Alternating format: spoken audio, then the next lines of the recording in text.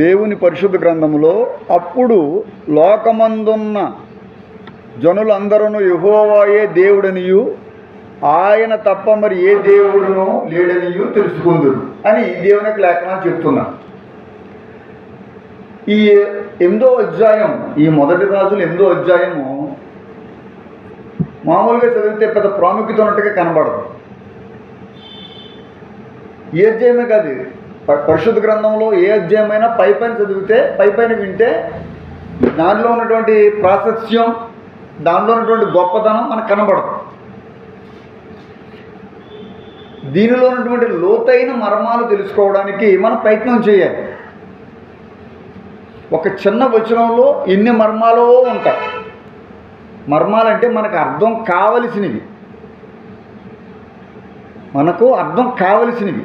దానిలో ఒక మర్మం, ఒక జ్ఞానం, ఒక అంతరార్థం, ఒక జరగబోయేది, ఒక ప్రవచనం, ఒక అభిషేకం, ఒక ఆశీర్వాదం, ఒక ఖండించడం, ఒక భయపెట్టే విషయం, ఒక ధైర్యం చెప్పే విషయం, ఏదైనా ఉండొచ్చు. ఒక వచనంలో ఇన్ని ఉంటాయి. ఈ వచనం చదువుతున్నప్పుడు ఈ వచనంలో మనకి ఏమి దొరుకుతుంది అంటే, ఇక్కడ సొలొమోను గారు, జాగ్రత్తగా చూడండి నా వైపు, సొలొమోను గారు దేవుణ్ణి జనులందరికీ దేవుడని పిలుస్తున్నాడు. చాలామంది సొలొమోనును ఒక ఫెయిల్యూర్ లీడర్గా చూస్తారు. అంటే సొలొమోన్ ఏముంది, 1000 మంది భార్యలు పెట్టుకుని అతడు తన జీవితాన్ని పాడు చేసుకున్నాడని. దావీదును గొప్పగా చూస్తారు, సొలొమోను చూడరు. సొలొమోన్ అనేటప్పటికీ పెద్దగా ఆసక్తి చూపించరు క్రైస్తవ లోకం. కానీ అతను ఫెయిల్యూర్ సంగతి పక్కన పెడితే, అతడు ఎందుకు ఫెయిల్ అయిపోయాడో, అతను ఎందుకు మరి అటర్ ఫ్లాప్ అయిపోయాడో, లేకపోతే ఎందుకు అతడు దేవుడికి దూరం అయిపోయాడు అన్న సంగతులు పక్కన పెడితే, అతడు మొదటి కాలంలో దేవుణ్ణి ఏం చేసేవాడు అంటే, దేవుడికి ఎక్కువ ప్రార్థనలు చేసేవాడు, దేవుడికి అతడు విన్నపాలు చేసేవాడు. ఈ గ్రంథాలలో, ఈ రాజుల గ్రంథంలో మనకు దేవుడు మందిరం కనబడుతుంది. చెప్పండి, ఇప్పుడు చెప్పండి. దేవుడు మందిరం కనబడుతుంది, దేవుని మందసం కనబడుతుంది. ఒకటి మందిరం, రెండోది మందసం, మూడోది నిబంధన. ఎవరి నిబంధన? దేవుని నిబంధన. హల్లెలూయా. నాలుగోదిగా ప్రార్థన, ఐదోదిగా విన్నపం. ప్రార్థన వేరు, విన్నపం వేరు. చాలామంది ప్రార్థనలో విన్నపాలు ఒకటి అనుకుంటారు. కాదండి, బైబిల్ చాలా క్లియర్గా చెప్తుంది తల్లి. ఈ అధ్యాయంలో, ప్రత్యేకంగా ఈ అధ్యాయంలో మీరంతా ఇంటికి వెళ్ళిన తర్వాత చదివితే, ఇక్కడ దేవుని మందిరం, ఈ మందిరం ఎవరు కట్టించారు? సొలొమోనే. చప్పటి కొట్టి స్తోత్రం చెప్పండి. దేవుడు తన తండ్రికి అయినటువంటి దావీదుకి, నీ ద్వారా కట్టించను. దేవుడికి తెలియదా సొలొమోను ఫ్లాప్ అయిపోతాడని? సొలొమోను పాపంలో పడిపోయి స్త్రీలతో తిరిగి తన జీవితం పాడు చేసుకుంటాడని దేవుడికి తెలియదా? మరి ఎందుకు దేవుడు సొలొమోను చేతను కోరుకున్నాడు? ఆ అంతరార్థం తెలుసుకోవాలి. దాంట్లో సబ్జెక్ట్ ఉంది. ఆ సబ్జెక్ట్ ఏంటో మనం తెలుసుకోవాలి. ఇప్పుడు దావీదు చాలా రక్తపాతం చూశాడు. దావీదు దేవుడి మందిరం కడతానంటే, నువ్వు కట్టొద్దయ్యా, నువ్వు చాలా రక్తపాతం చేశావు, యుద్ధాలు చేశావు, నీ చేత కాకుండా నీ కుమారుడి చేత నేను మందిరం కట్టించుకుంటానులే, నీకు అంత ఆశగా నువ్వు చెప్తున్నావు కాబట్టి, నువ్వు కడతానన్నావు కాబట్టి, నీవు కాకపోయినా నీ కుమారుడి చేత నేను కట్టించుకుంటాను. దేవుడికి స్తోత్రాలు. ఆశ గల ప్రాణాన్ని తృప్తిపరిచే దేవుడు. ఇప్పుడు మీకు ఒక ఆశ ఉంది, మీ కుమార్తెను బట్టి, లేకపోతే మీ యొక్క కుటుంబాలలో, మీ పిల్లల విషయంలో మీకు ఒక ఆశ ఉంది. మీ ఆశ మీ కాలంలో జరగకపోయినా, మీ ఆశను నెరవేర్చడానికి దేవుడు మీ పిల్లల కాలంలో ఆ కార్యాన్ని చేయడానికి అవకాశము ఉన్నది. హల్లెలూయా. తప్పేం లేదు. మన పాపాలను బట్టి, మన మూలపిత లేక పాపాలను బట్టి మన ద్వారా కొన్ని కార్యాలు దేవుడు చేయకపోవచ్చు. అందుచేత మనం నిరాశపడకూడదు. ఇప్పుడు మీరు బాగా దేవుడు నమ్ముకున్నది, ఎంతో బలంగా ఉన్నారు, మంచిది. మంచిగా దేవుడి సన్నిధికి వస్తున్నారు, ప్రార్థన చేస్తున్నారు, పాటలు పాడుతున్నారు, చాలా మంచిది. అలాగని దేవుడు గొప్ప కార్యము చేయాలని కూడా మీరు ఆశపడుతున్నారు. ఆశపడవచ్చు, అది కూడా తప్పులేదు. దేవుడు చేస్తాడు, దేవుడు చేయగలడు, నాకు చేయాలి, నేను కళ్ళు అంటుండగానే చూడాలి అని మీరు అనుకోవచ్చు. మీరు అనుకున్న ఒక్కొక్కసారి మీ ద్వారా మీ కాలంలో కాకపోయినా మీరు కోరుకున్న కోరికలు మీ సంతానంలో, మీ పిల్లల విషయంలో, రాబోయే తరాలలో మీ కోరికను నెరవేర్చడానికి దేవుడి యొక్క కృప ఎల్లప్పుడూ మీకు తోడుగా ఉండాలని నేను కోరుకుంటున్నాను. అవును, ఆయన ఆ కృపనిచ్చే దేవుడు, తోడుగా ఉండే దేవుడు. ఇక్కడ విషయం ఏంటంటే దేవుడి మందిరము, దేవుని మందసము, దేవుని నిబంధన, ప్రార్థన, విన్నపము, ఐదు విషయాలు చూపిస్తున్నాను. ఎన్ని విషయాలండి? 5 విషయాలు. చెప్పండి అందరూ మళ్ళీ. దేవుని మందిరము, దేవుని మందసము, దేవుని నిబంధన, ప్రార్థన, విన్నపము. దేవుడి మందిరం అంటే మందిరం, 4 గోడలు, పైన స్లాబ్. దేవుడి మందిరం అంటే ఓకే, అక్కడి వరకు బాగానే ఉంది. ఇక్కడ దేవుని మందసం, మందసానికి చాలా ప్రాశస్త్యత ఉంది ఆ కాలంలో. ఎందుకంటే ఆ మందసాన్ని తయారు చేయమన్నది ఎవరంటే దేవుడే ఆ మందసాన్ని ఏం చేయమన్నాడు? తయారు చేయమన్నాడు. మందసం అంటే ఏమిటి? దేవుని ఆజ్ఞలు పెట్టి, దేవుని ఆజ్ఞలు పెట్టేది మీదకి దేవుడు కరుణాపీఠం మీదకి దేవుడు వచ్చి దేవుడు వాళ్ళతో మాట్లాడటం జరుగుతూ ఉండేది.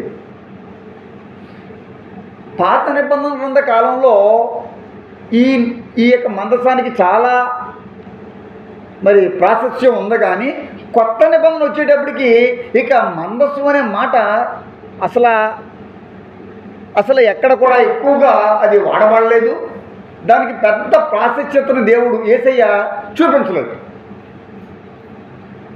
ఇప్పుడు దేవుడు ఇశ్రాయేలీయుల కాలంలో వారితో మాట్లాడడానికి ఇలాంటి పెట్టె ఒకటి తయారు చేయమన్నాడు. అది మందసం.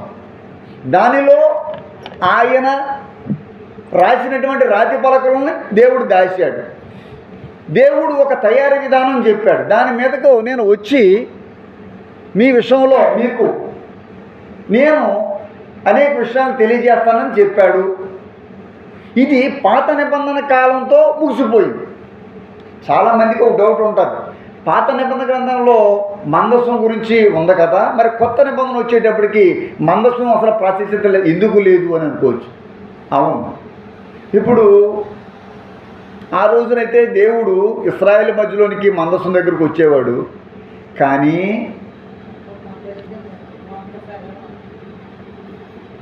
2026 సంవత్సరాల క్రితం ఆయనే ఈ లోకానికి శరీర రీతిలో వచ్చేసాడు. అప్పుడైతే మందసము అనేటువంటి ఒక పెట్టె మీదకు దేవుడు రావటం, వారితో మాట్లాడటం జరిగేది. కానీ కొన్ని సంవత్సరాల తర్వాత యేసయ్యే దేవుడే ఈ లోకానికి శరీర రీతిగా వచ్చేసాడు. కనుక ఇంకా దాని యొక్క ప్రాశస్త్యతను పక్కన పెట్టేశారు. సరే, ఇవన్నీ ఎందుకు చెప్తున్నానంటే కొంత చరిత్ర మీ అందరూ తెలుసుకోవాలి. మొట్టమొదటిది దేవుని మందిరము, రెండవదిగా మందసము, మూడవదిగా నిబంధన, నాలుగవదిగా ప్రార్థన, ఐదవదిగా విన్నపం. ఇప్పుడు ఈ మొదటి రోజులు 8వ అధ్యాయం మీరు చదివిన మాటలో, అప్పుడు లోకమందున్న జనులందరూ యెహోవాయే దేవుడని, ఆయన తప్ప మరి ఏ దేవుడును లేడని తెలుసుకుందురు. ఎప్పుడు అనే దానికి సమాధానం 59వ వచనంలో ఉన్నది. ఏమిటది? ఆయన తన దాసుడనైన నా కార్యము ఇశ్రాయేలులకు తన జనుల కార్యమును అవసరము చొప్పున ఎల్లప్పుడూ నిర్వహించినట్లుగా నేను యెహోవా ఎదుట ఏం చేశాను? విన్నపము చేసిన ఈ మాటలు రేయింపగలు, నా విన్నపాలు రేయింపగలు మన దేవుడని యెహోవా సన్నిధిని ఉండునుగాక.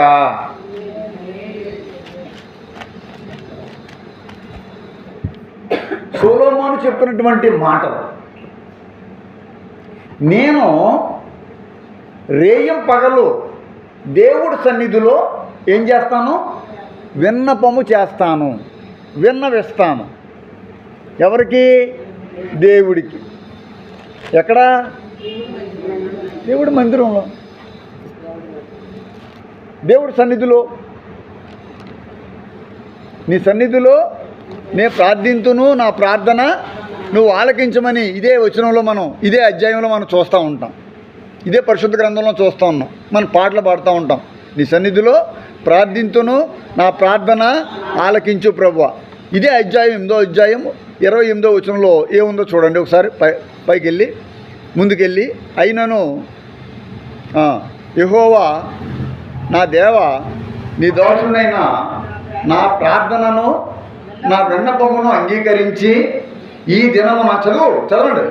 ఈ దినమున నీ దోషునైన నేను చేయు ప్రార్థనను పెట్టు మొరను ఏం చెయ్యి.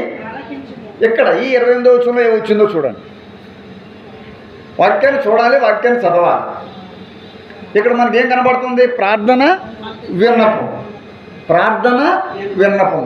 నా ప్రార్థనను నా విన్నపాన్ని నువ్వు ఆలకించు. ఎంత చక్కగా ఉంది. అయినను యెహోవా నా దేవా, నీ దోషునైన నా ప్రార్థనను విన్నపం అంగీకరించి ఈ దినమున నీ దోషునైన నీ చేయి ప్రార్థనను పెట్టు మొరను ఆలకించుము. ఇక్కడ ఎన్ని వచ్చాయి? ప్రార్థన, మొర, విన్నపం. ఇందాక ప్రార్థన విన్నపమే. ప్రార్థన, మొర, విన్నపం. దీంట్లో ఉన్నటువంటి మీనింగ్ తెలుసుకోండి. దీంట్లో ఉన్న అర్థం తెలుసుకోండి. తెలుసుకుని మీరు కూడా దేవుడికి ప్రార్థన, మొర, విన్నపం. సొలొమోను ఆది కాలంలో ఇంత భయభక్తులతో ఉండేవాడు. తన తండ్రి అప్పచెప్పినటువంటి బాధ్యతను తను జాగ్రత్తగానే నిర్వర్తించాడు. సొలొమోను సెకండ్ పార్ట్ లైఫ్లో మాత్రం కొంచెం తప్పుడు అడుగులు వేసాడు. మొదటి కాలంలో మాత్రము చాలా భయభక్తులతో ఉండేవాడు.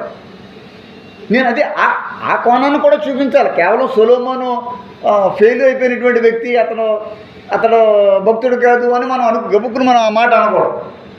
మొదటి కాలంలో అతడు చాలా భయభక్తులతో ఉండేవాడు. అతడు మందిరం కట్టించడమే కాకుండా మందిర విషయంలో ఎంత చక్కని 28వ అధ్యాయం అయిపోయింది. 29వ వచనం దగ్గరికి రండి. 29లో కూడా ఏమంటున్నాడు? 29లో నీ దాసునైన నేను చెయ్యి ప్రార్థనను దయతో అంగీకరించినట్లు నా నామం అక్కడ ఉండునని ఏ స్థలమును గూర్చి నీవు సెలవిచ్చితవో ఆ స్థలమైన ఈ మందిరం తట్టు నీ నేత్రములు రేయం పగలు తెరబడి ఉండునుగాక. 28వ అధ్యాయంలో ప్రార్థన వచ్చింది, విన్నపాలు వచ్చే మరొచ్చింది. 29వ అధ్యాయంలో కూడా ప్రార్థన అంటున్నాడు. నేను ప్రార్థిస్తాను, నీ దాసునైన నేను చెయ్యి ప్రార్థన దయతో అంగీకరించినట్లు నా నామం అక్కడ ఉంటుందని నువ్వు ఏ స్థలం గురించి చెప్పావో ఆ స్థలమైన ఈ మందిరం చుట్టూ నీ నేత్రాలు రేయం పగలు తెరబడి ఉండునుగాక. ప్రార్థన. ఇప్పుడు ఈ ప్రార్థన వినపాల గురించి ఎందుకు చెప్తున్నారండి మీరు అని ఒక డౌట్ మీకు రావాలా? గుడ్డెద్దు చేలో మేసినట్టుగా మీరు ఏదో వాక్యం వినడం కాదు. వాక్యం యొక్క సబ్జెక్ట్ ఏమిటంటే, సొలొమోను ఏం చెప్తున్నాడంటే, అప్పుడు యెహోవా దేవుడని సకల జనులు తెలుసుకుంటారు. అంటే ఇప్పుడు సకల జనులకు యెహోవా దేవుడని, యేసయ్య దేవుడని వాళ్ళు ఏం చేయలేకపోతున్నారు? తెలుసుకోలేదు. యేసుక్రీస్తులో ఉన్నటువంటి దైవత్వాన్ని చాలామంది గ్రహించడం లేదు. కానీ సొలొమోను ఆ కాలంలోనే, కొత్త నిబంధనలో కాదు పాత నిబంధనలోనే ఒక ప్రత్యేకమైనటువంటి శైలిని మనకు చూపిస్తున్నాడు. యెహోవా, అదే కదా మీరు చదివారు 8:60లో, మళ్ళీ చదవండి. 8:60లో ఏముంది? అప్పుడు లోకమందున్న జనులందరూ యెహోవాయే దేవుడని. అంటే ఇప్పుడు ఇప్పుడు దాని ఆయన ఉద్దేశం ఏంటి? ఇప్పుడు అందరూ తెలుసుకోవాలని,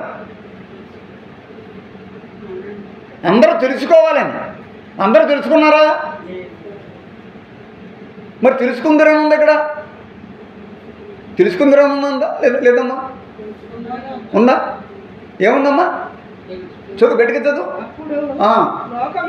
లోకమందున్న జనులు అందరూ యెహోవాయే దేవుడని, ఆయన తప్ప తెలుసుకుందరు. ఎలా తెలుసుకుంటారు మరి? ఇప్పుడు నేనేదో అమ్మా చేతులు పైకి దేవుడు స్తోత్రం చెప్పండి. ఇప్పుడు నేనేదో చెప్తున్నాను కదండి, మీరేమి గుడ్డిగా వినక్కర్లేదు, నమ్మక్కర్లేదు. నేను చెప్తున్న దాంట్లో శాస్త్రీయత ఉందా లేదా, నేను చెప్తున్నట్లో దైవత్వం మీకు కనబడుతుందా లేదా అనేది మీరు తెలుసుకోండి. మీరు జస్ట్ వినడానికైతే రావద్దు. దీనిలో ఉన్నటువంటి మర్మం తెలుసుకోవడానికైతే నా దగ్గరికి రండి. ఈ వాక్యాన్ని విని దాన్ని ప్రాక్టికల్గా అమలుపరచడానికి రండి. నేను అందుకే చాలామందిని విడిచిపెట్టేశాను. ఎందుకంటే వాళ్ళ వాక్యాన్ని అవలంబించాలి. వారు ఇష్టానుసారంగా జీవించేవారు నాకు అక్కర్లేదు, దేవుడికి అక్కర్లేదు, నాకు అక్కర్లేదు. వాళ్ళు లక్షలు ఇచ్చినా, 1000 ఇచ్చినా, 100 ఇచ్చినా, నెలకు 600 ఇచ్చినా, 500 ఇచ్చినా నేను అక్కర్లేదు. దాన్ని వాళ్ళు విడిచిపెట్టేస్తాను తప్ప నేను దాన్ని కోరుకోను. నాకు కావాల్సింది ఏంటంటే, నేను కోరుకుంటుంది ఏమిటంటే, మీరు దేవుడు వాక్యం వినాలి. మొట్టమొదటిది వాక్యంలో ఉన్న మర్మాన్ని తెలుసుకోవాలి, దాని యొక్క ఆశీర్వాదాన్ని పొందుకోవాలి, దానిని మీరు అవలంబించాలి. 4వ 5వదిగా మీరు దాన్ని ఇతరులకు తెలియజేయాలి. అప్పుడు యెహోవాయే దేవుడని సకల జనులు తెలుసుకుందురు. ఎప్పుడు కాదు కాదు అందుకే వచనాలు 29, 28, 30, 33, 35, 38, 42 వచనాలు మళ్ళీ చెప్తున్నాను. ఇంటికి వెళ్ళిన తర్వాత లేకపోతే వీడియోలో నేను చెప్పినటువంటి వచనాలు 28, 29, 30, 33, 35, 38, 40 వచనాలు, 5 వచనాలు చూపించబోతున్నాను. 2 వచనాలు చూపించాను. 28లో ప్రార్థన, విన్నపము, మొర్ర. 30 వచనంలో ప్రార్థన. అంటే నువ్వు ప్రార్థన చేసినప్పుడు సకల జనులు యెహోవాయే దేవుడని తెలుసుకుందురు. హల్లెలూయా. నేను ఇంటికి వెళ్ళి ప్రార్థన చేస్తే చచ్చిపోవలసినటువంటి వ్యక్తి బతికి బట్టకట్టింది. నేను వెళ్ళి మా అమ్మకు బాగోలేదన్నారా? నేను వెళ్ళి ఏం చేశాను? ప్రార్థన చేశాను. డాక్టర్లు ఏమన్నారు? ఇక ఆవిడ వేస్ట్, ఏ హాస్పిటల్ తీసుకెళ్ళి మీ చెవులారా తెలుసు, మీ కళ్ళారా తెలుసు, అవునా కదా చెప్పండి. ఇప్పుడు నేనేం చేశాను? నేనేం చేయలేదు, నేను చేయవలసింది చేశాను. ఏంటది? ప్రార్థన. హల్లెలూయా. మీరు ప్రార్థన చేస్తే సబ్జెక్ట్ ఏమీ లేదు. మీరు ప్రార్థన చేస్తే సకల జనులు యెహోవాయే దేవుడని తెలుసుకుందురు. అప్పుడు దానికి 60 వచ్చిన భావం అది. చదువుకున్న వాళ్ళు కూడా తెలుసుకోకపోతే ఎలాగా? అప్పుడు అంటే ఎప్పుడు అంటే నువ్వు రేయింపగళ్ళు. ఎక్కడా? మందిరంలో. చెప్పండి, కొట్టి స్తోత్రం చెప్పండి. నువ్వు ఎందుకు మందిరం రావాలో తెలుసా? నీ కానుకల గురించి కాదు నేను రమ్మంటుంది. నువ్వు ఎందుకు మందిరం రాకపోతే నీ మీద ఎందుకు అరుస్తాను తెలుసా? నువ్వు పోగొట్టుకునేది చాలా ఎక్కువ ఉంటుందని నాకు బాగా. డబ్బే ఉంది, ఇవాళ కాదు రేపేస్తావమ్మా. డబ్బే ఉంది, ఈరోజు కాకపోతే వచ్చే సంవత్సరం ఇయ్యి. ఓ సంవత్సరం అంతా జరగలేదు కరోనా కాలంలో, అదంతా తీసుకొచ్చి ఒకేసారి నాకు ఆవిడ డబ్బు ఇచ్చింది. ఆ డబ్బుతోనే చేయించాను మొట్టమొదటి. ఇంకా ఎక్కువైంది అనుకోండి, డబ్బే ఉంది, ఇవాళ కాకపోతే రేపేమండి. కానుకున్నప్పుడు డబ్బులు ఉన్నప్పుడు ఇవ్వండి, లేకపోతే పర్వాలేదు. దానికి ఏమి ఇబ్బంది పడక్కర్లేదు, మనం చచ్చిపోక్కర్లేదు. ఎవడం మీద చంపాడు, అది పొరపాటు. నేను చెప్పేది ఏంటంటే, నువ్వు ఈరోజు దేవుడి సన్నిధిని విడిచిపెట్టావంటే చాలా ప్రమాదంలో పడిపోతావు. నా బాధ అది. నీకు నువ్వుగా దేవుడికి దూరం అయిపోవడం ప్రమాదం. ఆయన రమ్మంటుంటే నువ్వు పోతానంటే ఎలాగా? నీ పిల్లలు చేసిన తప్పులు అందరికీ తెలిసిపోతాయి, మనం దేవుడి మందిరం విడిచిపెట్టేస్తే ఎలాగా? తప్పు చేయనుడు ఎవడో లేడు. తప్పు చేయనుడు ఎవడున్నాడండి? పాపం చేయలేనుడు ఎవడున్నాడండి? దాని గురించి మీ పిల్లలు తప్పు చేస్తే నువ్వెందుకు బాధపడ్డావు? దేవుడి సొంత ప్రార్థన చేసుకోవడం. నిన్నెవడంటాడు నువ్వు తప్పు చేయలేందే? చేస్తారు, పిల్లలంతా తప్పు చేస్తారు, యవనస్తులు పాపంలో పడతారని వాక్యం చెప్తుంది. దేవుని బిడ్డలో జాగ్రత్తగా 28, 29 చదివించాను. కింద 30 వచ్చిన దగ్గరకు వచ్చేటప్పుడు కూడా ఏముంది? మరియు నీ దాసుడైన నేనును నీ జనులైన ఇశ్రాయేలును ఈ స్థలము తట్టు తిరిగి ప్రార్థన చేయనప్పుడల్లా నీ నివాస స్థలమైన ఆకాశముందు మమ్మును ఏం చేయి? విన్నపమును అంగీకరించము, వినున్నప్పుడల్లా మమ్మును ఏం చేయాలా? ఎక్కడ ఎక్కడ? దేవుడి సన్నిధిలో. ఏం చేస్తే? మరలా ప్రార్థన గురించి వచ్చింది. 28లో ప్రార్థన, విన్నపం, మొర. 29లో ప్రార్థన.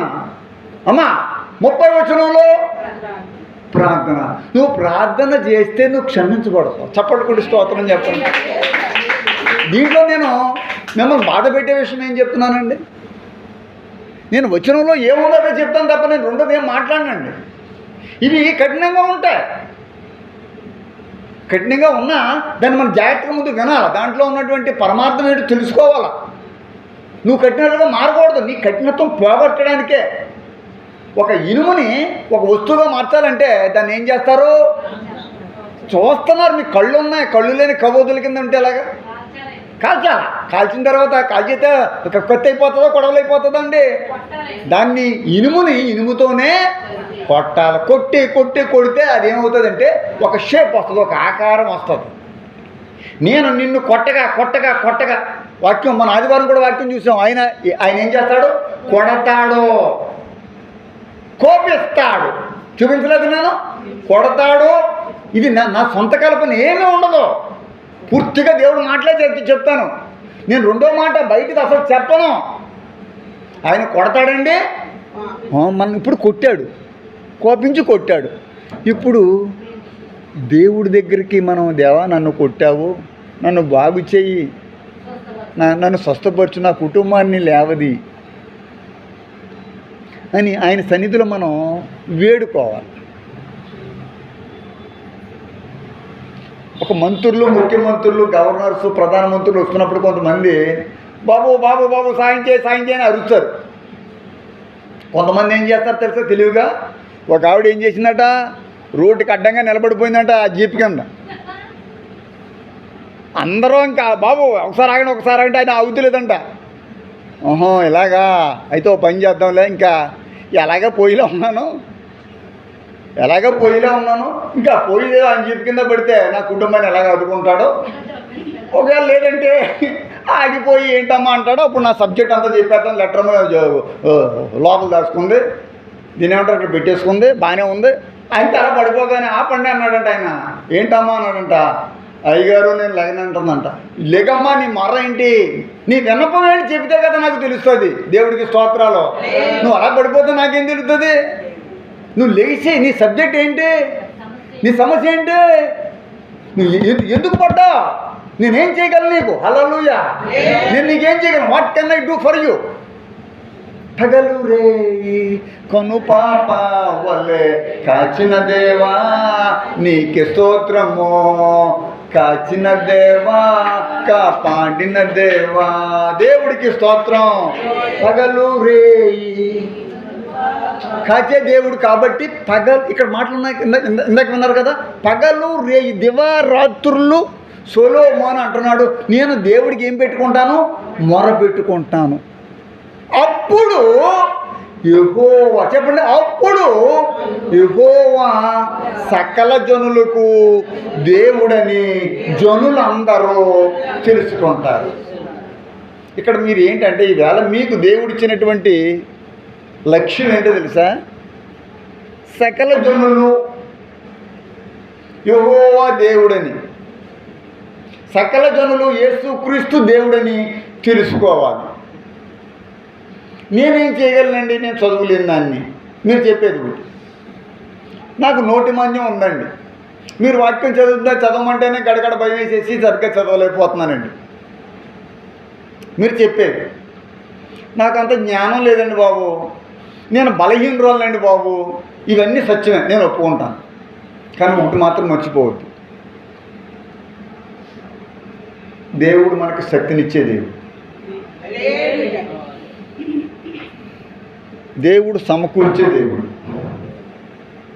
నా ప్రేమపూర్వకంగా హృదయపూర్వకంగా చెప్తున్నాను, ఆయన కొట్టేవాడు. మిమ్మల్నే కాదు నన్ను కూడా కొట్టాడు. మీ మీదే కాదు నా మీద కోపడ్డాడు. మీకు ఎవరు అలా చెప్పరు.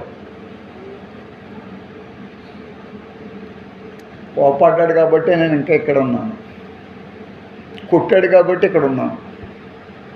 కొట్టకపోయి ఉంటే నేను మొత్తం మా సెటిల్మెంట్ అంతా కూడా అమెరికాలో ఉంది. కొట్టేసాడు కాబట్టి పడిపోయాను, పడగొట్టేశాడు. ఎందుకంటే కుమ్మరి ఓ కుమ్మరి జగత్తుత్పత్తి దారి జిగట మొన్నైన నా వంక సర్వంగా చూడుమయ్యా, జిగట మొన్నైన నా వంక సర్వంగా చూడుమయ్యా. కోమరి నా కోమరి జగత్తుత్పత్తి దారి జిగట మన్నైన నా వంక సర్వంగా చూడుమయ్యా. దేవుడికి స్తోత్రాలు. హల్లెలూయా. 35వ వచనం, 8వ అధ్యాయము 1 రాజులు 35వ వచనం. దేవునికి లేఖనాలు చూస్తున్నప్పుడు ఏముందమ్మా అక్కడ? మరియు వారు నీకు విరోధముగా చేసినందున ఆకాశము నుండి మూయబడి వర్షము లేకపోగా నీవు వారిని ఎలాగున శ్రమ పెట్టుట వలన వారిని నామమును ఒప్పుకొని తమ పాపమును విడిచిపెట్టి ఈ స్థలము తట్టు తిరిగి ప్రార్థన. ఎన్నిసార్లు వచ్చింది ప్రార్థన? చెప్పాలి, గుర్తుపెట్టుకోవాలి. 28, 29, 30, 35 అంతేనా చదివించింది? 28, 29, 30, 35. ఇంకా అవ్వలేదు, ఇంకా అయిపోలేదు. ఇది జస్ట్ మధ్యలో ఉన్నామా. ఎందుకంటే ఇవన్నీ చెప్తున్నారు నాకు అర్థమవుతలేదు. మళ్ళీ మీకు మర్చిపోతుంది ఒకసారి. ప్రార్థన గురించి ఎందుకు చెప్తున్నారండి? నువ్వు ప్రార్థన చేసినప్పుడు చెప్పండి, నేను కాదు నువ్వు అంటే నేను ప్రార్థన చేసినప్పుడు సకల జనులు యెహోవా దేవుడని తెలుసుకొందురు. దేవుడు కోరుకుంటుంది ఏంటంటే నేను దేవుడిని సకల జనులు తెలుసుకోవాలని ఆయన కోరిక. ఇది నా కోరిక కాదు, ఇది నా దేవుడు చెప్పాడు కాబట్టి ఇది నా కోరిక అయింది, అది వేరే విషయం. ఇది నేను చెప్పేది కాదు. ఎవరు చెప్తున్నారు? దేవుడు తన దైవత్వాన్ని సకల జనులకు తెలియజేయబడాలని కోరుకుంటున్నాడు. అప్పుడు తెలియజేయబడతాడు. ఎప్పుడు? మనం ప్రార్థన చేసినప్పుడు, మన దేవునికి విన్నపాలు హల్లెలూయా, మన దేవుడికి మొర పాపాలు ఒప్పుకున్నప్పుడు మేఘం తప్పుకుని ఏం కురుస్తుందట? వర్షం కురుస్తుందట. పాట ఉంది, వరుసగా రావా నా యేసయ్యా ఎండి పడల వరుసగా రావా నా యేసయ్యా ఎండిపోయి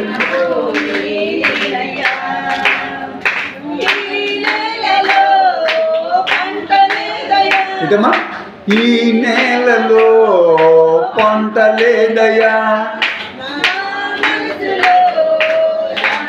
హల్లెలూయా. నిజమే, మీ పాడిన పాట ఏంటో మీరు అర్థం అవ్వాలి. ఈ నెలలో పంట లేదు, నా బతుకులో నా యొక్క మనసులో శాంతి లేదు. ఇది మీ విషయంలోనే కాదండి, చాలామంది విషయంలో ఉన్నటువంటి శోధన. దీనికి మార్గం ఏంటంటే, అయ్యారు మీరు అలాగే చెప్తున్నారు, నేను ప్రార్థన చేస్తున్నాను, నాకు మంట ఏం తీరతలేదు, నా పంట ఏమీ పండుతులేదు. ప్రార్థన ఒకటే కాదండి, రెండవదిగా తల్లి విన్నపము, మొర. ఇంగ్లీష్లో విన్నపానికి ఒక పదం ఉంది, సప్లికేషన్ అంటారు. సప్లికేషన్. మొరకి ఇంకో పదం ఉంది, క్రై, CRY, క్రై. ప్రార్థనకి ప్రేయర్, ప్రార్థన. రకరకాల పదాలు ఉన్నాయి. మీరు ఒక ప్రార్థన ఒకటే చేస్తున్నారు, ఏం పెడతలేదు? మొర పెడతలేదు, విన్నపం లేదు. నువ్వు చెయ్యాలా? హిజ్కియా గోడ తట్టు మొహం తిట్టుకుని లేదు నువ్వు చేయాల్సిందే. నేను అలాగే భావించుకుంటున్నాను. నువ్వు చేయాల్సిందే తండ్రి. ఎందుకు చెయ్యు? నేనేం తప్పు చేశాను? హల్లెలూయా. నీ దృష్టిలో నేనేం తప్పు చేశానా? యథార్థ హృదయుడు నేను ఎలా నడుచుకున్నానో నీకు తెలీదా? మొర్ర, సప్లికేషన్, విన్నవించో దేవుడికి. నాకు మొర్ర పెట్టుము, ప్రార్థన చేయమంటున్నాడు. మరి ఆ పదం ఎందుకు వాడబడింది? మీ కొడుకుల్ని మీ అమ్మాయిల్ని రత్నం, బంగారం, కొండ, బుజ్జుముండ, బుజ్జుకొండ అని ఎంతో అది బుజ్జుది కాకపోయినా అది ఎంత పెద్దదైపోయినా అది 39 ఏళ్ళు వచ్చేసినా కూడా చిన్నానా అమ్మ చిన్న అంటారు. ఇంకేం చిన్న? దానికే మనవలు పుట్టేస్తే ఎందుకంటారు అలాగా? అంతే. దానికి ఒక పేరు పెట్టుకున్నాను. దేవుడికి స్తోత్రాలు. దేవుడు నీకు కొన్ని పేర్లు ఇచ్చాడు. ప్రార్థన శక్తి మాకు కావాలయా, పరలోక అని కేవలం పాటలు పాడుకుని సరిపెట్టుకోవద్దండి. ప్లీజ్ నా మాట వినండి. మీరు కమ్ టు రియాలిటీ. మీరు ఒక రోజు ఒక గంట మీకు ఏ మధ్యరాత్రిలో లేకపోతే ఏ 4 గంటలకో తొందరగా మెలకు వచ్చిందనుకోండి, బాబోయ్ ఇప్పుడు పడుకోకపోతే మళ్ళీ తెల్లారి గంటలు మళ్ళీ నాకు నిద్రట్టేస్తుందని భయపడకుండా మీరు మోకాలేసి ప్రార్థన చేయండి. 3 గంటలు మెలకు వచ్చేసింది అనుకో, 3 గంటలు మెలకు మీరు లెగిసి మోకాలుండి ప్రార్థన చేయండి. మీకు ఆ రోజు ఎలాగుంటుందో చూడండి. అది బాగుందనుకోండి, తర్వాత రోజు కూడా కంటిన్యూ చేయండి. ఒక టైం దేవుడికంటే ఇవ్వండి. ఒక స్టెప్యులేటెడ్ టైం, ఒక కరెక్ట్ టైం పీరియడ్ ఇవ్వండి. సాయంకాలం 6:30 దాటిన దగ్గర నుంచి కడుపులో నెమ్మదిగా జల్ అవుతుంది. ఆకలి మంటలు, ఎలకలు పరిగెట్టేస్తున్నాయి, ఏనుగులు పరిగెట్టేస్తున్నాయి అంటారు. నిజమే. ఆ టైంకి అది ఫుడ్ పడిపోతే అంత పొద్దున్నే టీ లేకపోతే తలపోటు వచ్చేస్తుంది అంటారు. దానికి ఎడిక్ట్ అయిపోయావు. ప్రార్థనకి ఎడిక్ట్ అయ్యారా? ఆదివారం గుడికి రావడానికి ఎడిక్ట్ అయ్యారా? మందిరం, ఈ అధ్యాయం అంతా కూడా మొదటి రోజులు 8వ అధ్యాయం అంతా కూడా మందిరం, దేవుడు మందిరం. సొలొమోను కట్టిన మందిరం, దేవుడు కట్టించుకున్న మందిరం. మందిరంలో మందసం, నిబంధన, ఆయన నిబంధన, ఆయన ఆజ్ఞలు, ఆయన యొక్క శాసనం, ఆయన మాటలు, ఆయన ఆశీర్వాదం, ఇవన్నీ నువ్వు పొందాలంటే ప్రార్థన, విన్నపం. 33వ వచనంలో కూడా ఉంది. నేను గొప్పకుని 35లోకి వచ్చేసాను. 33వ వచనంలో కూడా ఉంది. ఏముంది అది? మరియు ఇశ్రాయేలీయులకు నీ జనులు నీకు విరోధంగా పాపం చేయుట చేత తమ శత్రువులు ఎదుట వీళ్ళ దేవుడు ఎదురుగుండా దేవుడికి వ్యతిరేకంగా పాపం చేసినప్పుడు ఏమైపోయారు?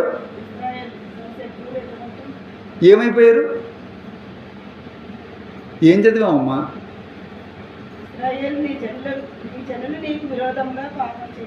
చెయ్యిగా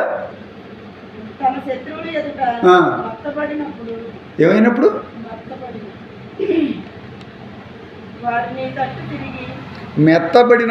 మొత్తబడినప్పుడు ఏమైపోయారు? ఆగమ్మా, నేను అడిగిన ప్రశ్నకి నా వైపు చూడమ్మా. నేను అడుగుతున్నాను, ఏమైపోయారు అంటే అందరికీ మీ వైపు చూస్తున్నాను కదా, అందరికీ ఏమైపోయారు? అక్కడ ఏముందో ఇప్పుడు చదివావు కదమ్మా. అది ఏంటమ్మా? దేవుడు మొత్తాడు. ఎప్పుడు?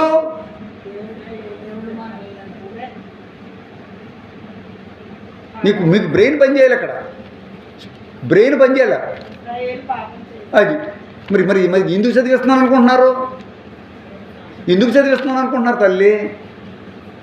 ఇశ్రాయేలు పాపం చేసినా మీరు మీ విరోధులు ఎదుర్కొన్నా మీరు మెత్తబడాల్సిందే. నువ్వు తప్పు చేసినా నీ శత్రువుల దగ్గర నువ్వు మాట్లాడడానికి ఏముండవు. ఇశ్రాయేలుకే దేవుడు అలా చేస్తే నీకు నాకు మనకి ఏం చేస్తాడండి? ఇంకా ఇశ్రాయేలుని కూడా దేవుడు అమ్మా చేతులు పైకెత్తి చెప్పు, పైకెత్తి స్తోత్రం చెప్పుడు మొత్తాడు. ఏం చేశాడు? ఎందుకు? తప్పు చేశారు. సరే అప్పుడు ఏం చేయాలి మరి? వారు ఆ సమయంలో నీ తట్టు తిరిగి నీ నామమును ఒప్పుకొని ఎక్కడమ్మా? సినిమా హాల్, టౌన్ హాల్ దగ్గర దేవుడి మందిరం ముందు నిన్ను కూర్చి ఏంటమ్మా? ప్రార్థన విన్నపం ఏంటమ్మా? విన్నపం ఏంటి? గుణపంలాగా విన్నపం ఏంటి? అవి అలా కూడా ఉంటాయా? చెప్పండి, నేను కూడా వింటాను.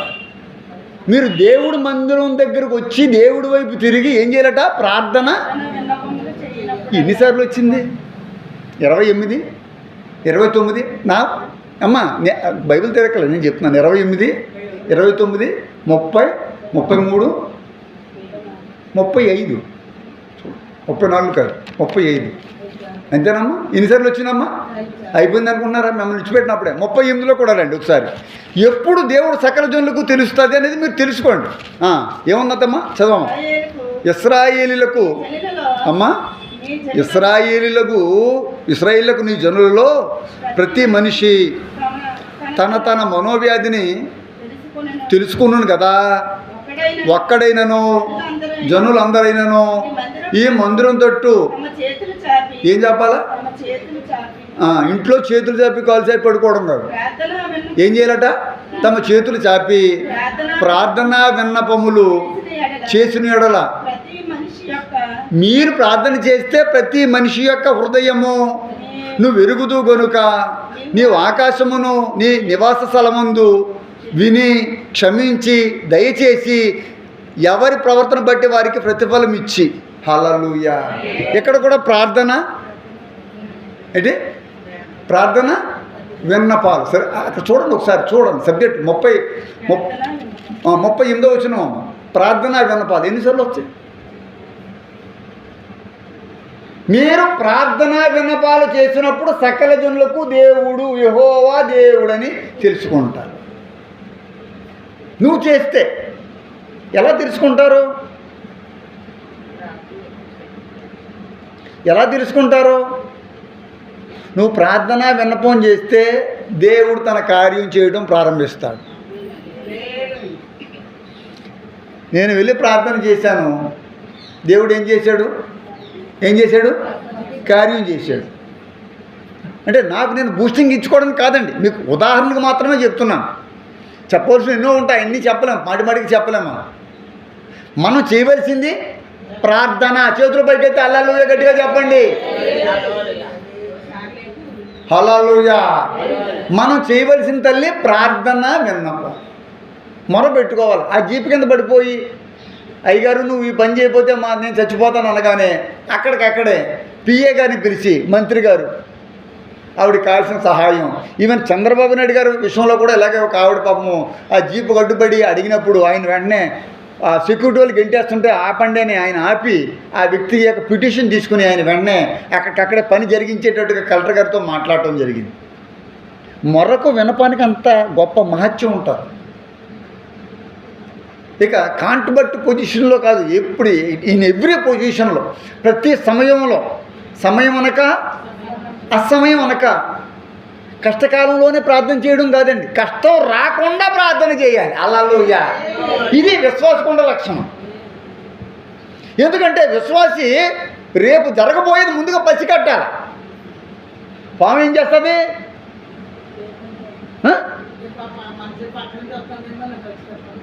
మాట్లాడరేటండి. పాము ఏం చేస్తుందంటే మరి మాట్లాడరేటండి.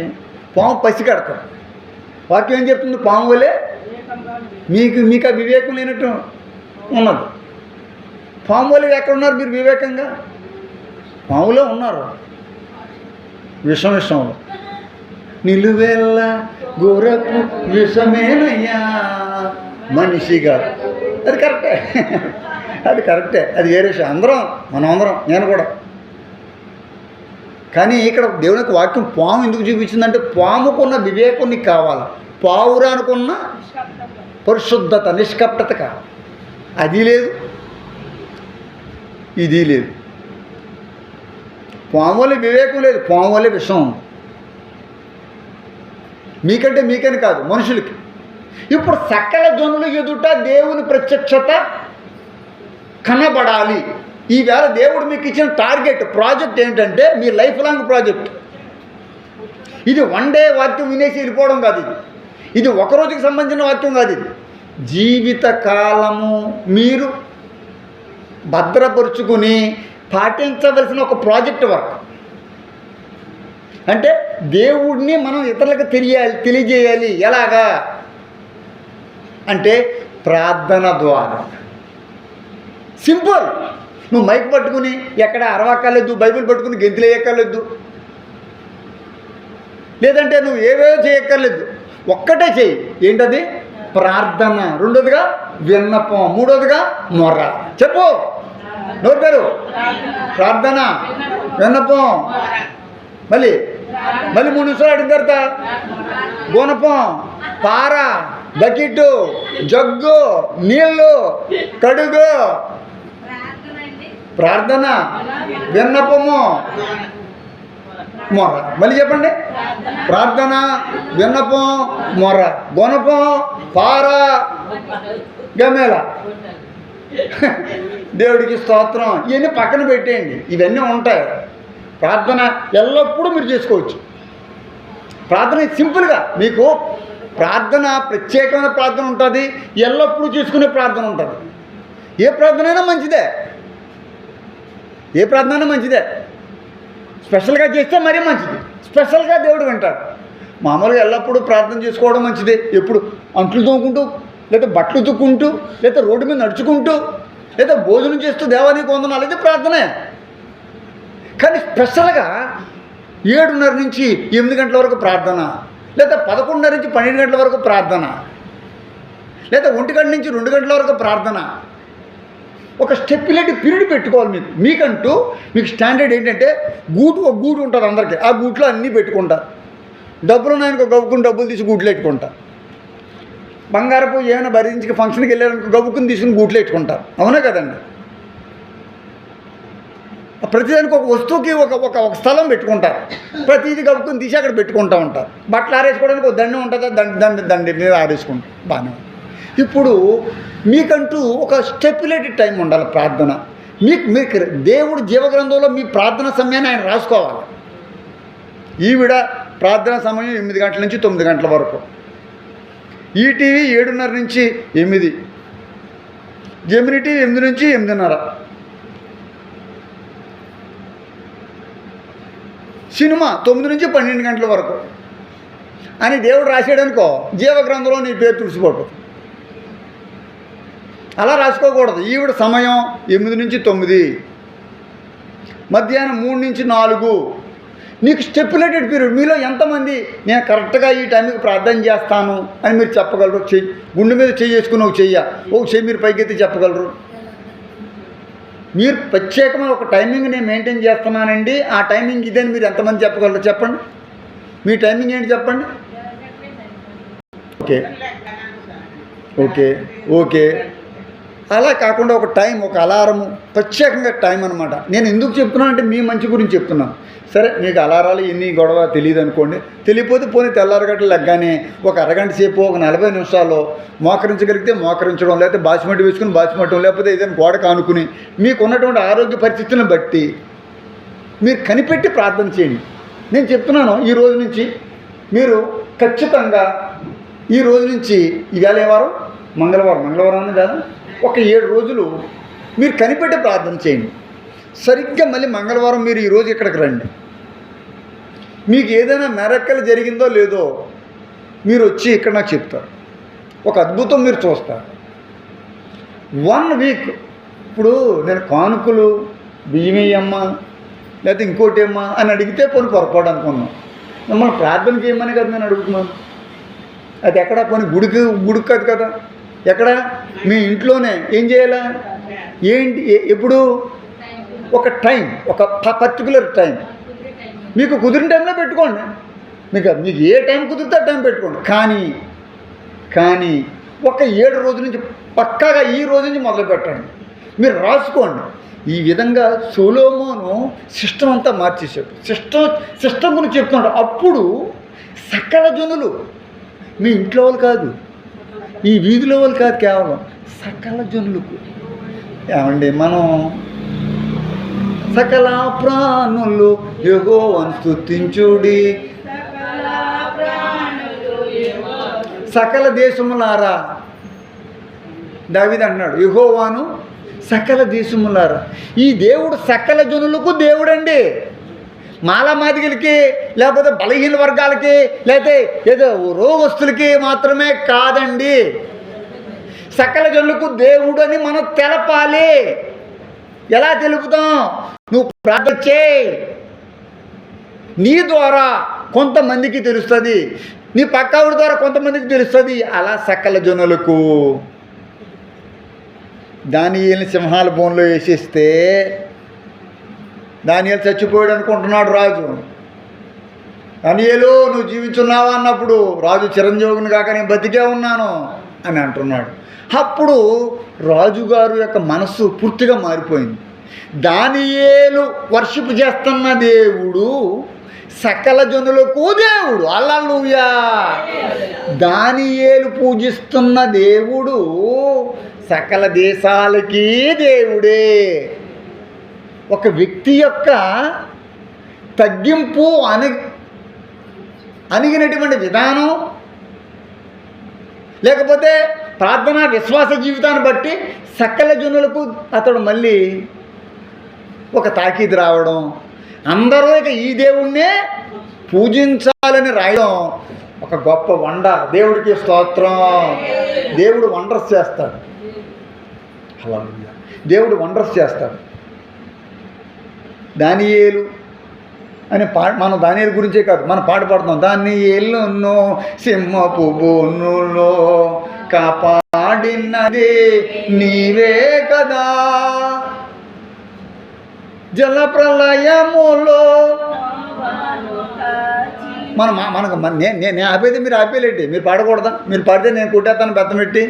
దానియేలును సింహపు బోనులో కాపాడినది నీవే కదా, జల ప్రళయములో నోవాను.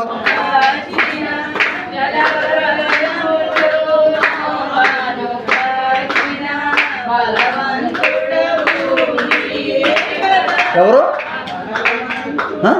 బలవంతుడవు. మీరెలా ఉన్నారు? బలహీనురాళ్ళను నేనే కదా, నేనే కదా. అందరి దగ్గర డ్యాన్స్ కట్టండి. నేనే కదా, నేనే కదా. మళ్ళీ హల్లెలూయా. మళ్ళీ నీ బలహీనతకు మళ్ళీ హల్లెలూయా ఒకటి. చల్లాయమ్మ. దేవుడికి మహిమ కలుగును గాక. హల్లెలూయా. ఏమండి? ఆయన బలవంతుడని పరిశుద్ధ గ్రంథంలో చెప్పడం వేరు, మీరు లోకంలో చూస్తున్నారు. మీరు లోకంలో పోయి నాకు జరిగిన కొన్ని సంఘటనల ద్వారా మీరు ఆయన బలవంతుడో కాదో మీకు ఒక నిర్ధారణకు వచ్చారు. అవునా కదా?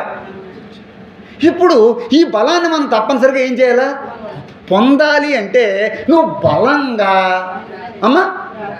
బలంగా విన్నపం చేయాలి. బలంగా. హల్లెలూయా. ఎంతమంది చేస్తారు? నిర్ణయించుకొని నేను మీ ఓటు నాకు వేయమని, లేదా మీరు నాకు సపోర్ట్ చేయమని నేను అంటలేదు. నేను అంటుంది ఏంటంటే సకల జనులకు తెలియబడినట్లుగా మీరు ఏం చేయగలరంటే ప్రార్థన. సింపుల్. దీంట్లో ఏమీ లేదు గొప్పతనం. సింపుల్ ఏంటంటే నువ్వు నీ సన్నిధిలో, నీకు దేవుడిచ్చిన సన్నిధిలో ఏం చేయాలి? ప్రార్థన చేయి. నీ పిల్లల కొరకు నువ్వు ఏం చేయాలంటే ప్రార్థన అండి చేస్తున్నాను ఎప్పుడు.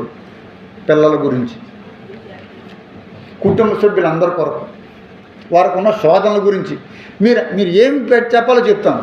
మీ శత్రువుల గురించి, మీకున్న అనారోగ్యాల గురించి, మీకున్న ఆర్థిక ఇబ్బందుల గురించి, మీకు జరగవలసిన క్రియల గురించి ఎన్నున్నాయి?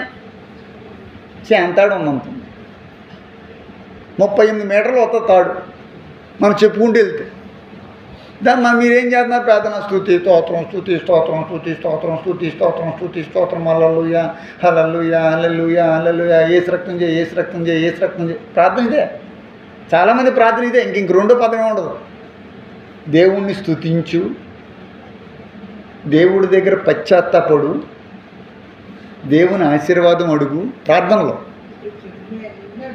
దేవునికి మహిమ కలుగును గాక. ముందు స్తుతించి, దేవానికి వందనాలు. అబ్రహాం దేవుడా, ఇస్సాకు దేవుడా, యాకోబు దేవుడా, పరలోకమున తండ్రి, ప్రేమగల తండ్రి, కృపా సత్య సంపూర్ణుడా, దేవుని స్తుతించు.